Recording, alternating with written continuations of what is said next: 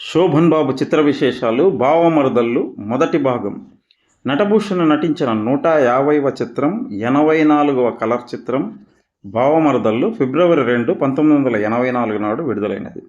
నటభూషణ సరసన రాధిక నటించిన 3వ చిత్రం భావమరదళ్ళు. నటభూషణ హీరోగా కోదండరామరెడ్డి దర్శకత్వంలో వచ్చిన 2వ చిత్రం భావమరదళ్ళు.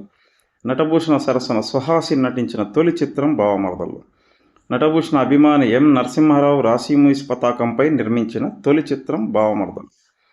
ఫిబ్రవరి 2, 1984 నాడు విడుదలైన భావమరదళ్ళు చిత్రం స్లాబ్ పద్ధతి ప్రవేశపెట్టబడ్డాక విడుదలై సూపర్ హిట్ అయిన తొలి చిత్రం. భావమరదళ్ళు చిత్రం డైరెక్ట్గా థియేటర్ మారకుండా 50 రోజులు రెగ్యులర్ షోలతో ప్రదర్శింపబడిన కేంద్రాలు, థియేటర్ల వివరాలు ఇప్పుడు చూడండి. భీమవరం పద్మశ్రీ 30 రోజులు హౌస్ఫుల్, 76 రోజులు.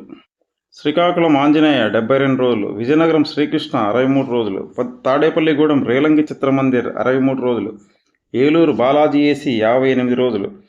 57 రోజులకు మంచి వసూళ్లు ఉండగానే తీసేసిన థియేటర్లు: విజయవాడ మేనకా ఏసీ, విశాఖపట్నం శ్రీకన్య ఏసీ 3 ఆటలు మరియు సరస్వతి ఉదయమాటలు.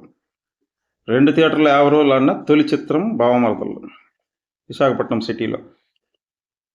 గుంటూరు పల్లవి, రాజమండ్రి ఊర్వశి, కాకినాడ చంద్రగుప్త ఏసీ, నెల్లూరు రాధ, తణుకు పద్మశ్రీ, చీరాల శాంతి, మండపేట సత్యశ్రీ, తాటిపాక పద్మప్రియ, వరంగల్ గిరిజ, తిరుపతి వి మహల్, మచిలీపట్నం నటరాజ్ 57 రోజులు, ఒంగోలు శ్రీనివాస, అమలాపురం, అనకాపల్లి, పెద్దాపురం, సామర్లకోట లాంటి కేంద్రాలలో 45 రోజులకు పైగా మంచి కలెక్షన్తో ప్రదర్శింపబడి తీసివేశారు.